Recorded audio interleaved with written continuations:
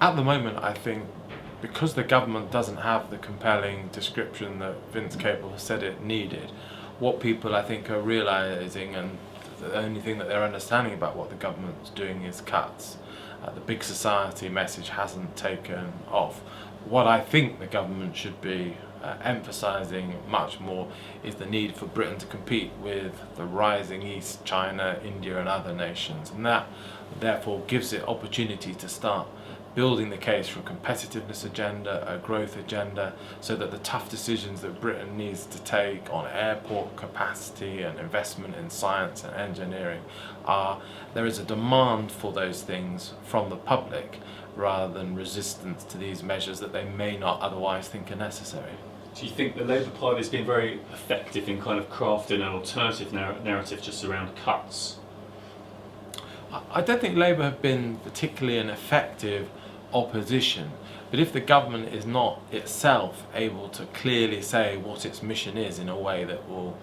convince the public, what the public will latch onto is the big thing that is talked about in the media as much as by the Labour Party, and of course cuts is the big thing that is filling the vacuum where a positive agenda of the kind of nation that this coalition wants to build is absent from. Okay. Why do you think there is that lack of narrative? What's going wrong with the kind of machinery of the coalition for that to fail to come through?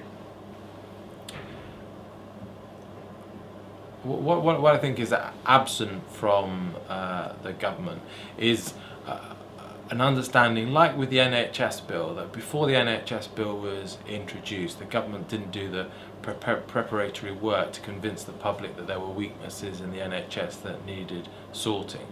Because the government hasn't done the same on the economy, it hasn't painted a picture whereby growth of patents in China is far outstripping Europe, where China is laying much more high-speed rail, building new energy plants, building more airports than we are. Unless the public is convinced that there is a competitiveness problem, unless the public is convinced that we have to raise our game in order to maintain employment and wages, there won't be a public appetite for the kind of growth measures that Britain needs.